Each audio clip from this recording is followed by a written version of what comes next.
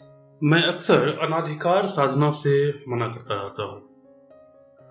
अनाधिकार साधना क्या होती है? जिस साधना पर आपका अधिकार ना हो, वह साधना आप कर बैठे, इसके विपरीत फल होते हैं। अनाधिकार अगर सात्विक साधनाएं भी की जाएं तो भी हानिकारक हो सकती हैं, और जब तामसिक साधनाएं अनाधिकार की जाएं तो क्या होगा? यह प्रश्न कुछ ऐसा ही है जैसे कि जहर एक्सपायर होकर और जहरीला हो जाता है या जहर खत्म हो जाता है। एक घटना है कि हुआ ऐसा कि हाल की घटना है ये। एक लड़के की गर्लफ्रेंड को, उसका कहां तक की पत्नी है, अकेले भी शादी कर चुके थे, उसकी गर्लफ्रेंड को एक तांत्रिक ने कुछ खिला पिलाकर उसके विमुख कर दिया। दरअसल यहाँ उच्चाटन केस नहीं था। केस यह था कि उस लड़की को कुछ खिला पिलाकर किसी और के प्रति वशीकरण में कर दिया, किसी और के वश में चली गई। अब ये लड़का परेशान हो गया, मुझसे बात की। मैं तो स्पष्ट करता हूँ कि भैया मैं तंत्र वाली क्रियाएं करता नहीं हूँ, ये मेरा फील्ड है ही नहीं। सो वह फेसबुक के माध्यम से एक तांत्रिक से मिला। बड़ा बढ़िया नाम, ज्योतिषाचार्य कुछ इस तरह से था। वो तांत्रिक भी वही मुश्किल से कोई 25-26 साल का लड़का होगा, या फिर उतनी भी उम्र ना होगी उसकी, लेकिन नाम भारी भरकम रखा हुआ है।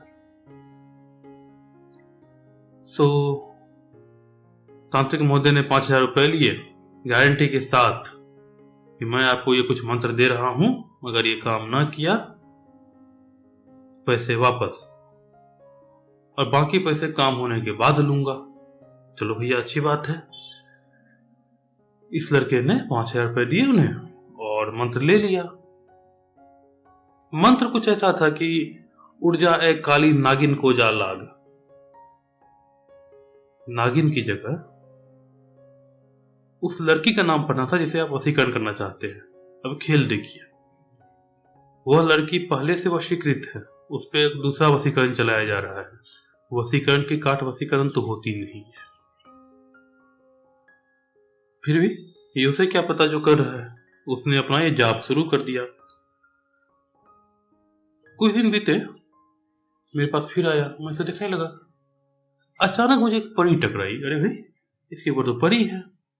मैंने पूछा, भाई परी वाली कोई साधना किए हो? नहीं भैया, परी वाली साधना तो कोई नहीं की है। तो कोई भी साधना किए हो? उल्टा पुल्टा कुछ भी। मैं साधना तो कुछ नहीं किए, लेकिन वो जो दिए थे कुछ मंत्र वो जाप किए थे। बहुत बढ़िया, दिखाओ जरा मंत्र। तो मंत्र वही दिखाया, उड़ जा एक काली नागिन को जा लाग, और 2-3 भी मंत्र थे उसमें।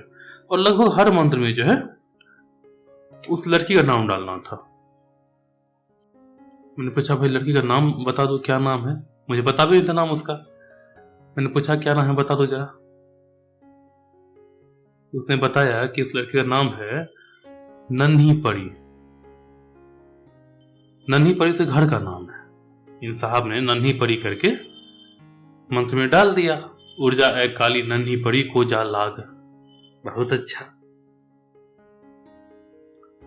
अधिकृत नहीं है, साबर मंत्र भी अधिकार होंगे तब तो चलाएंगे आप।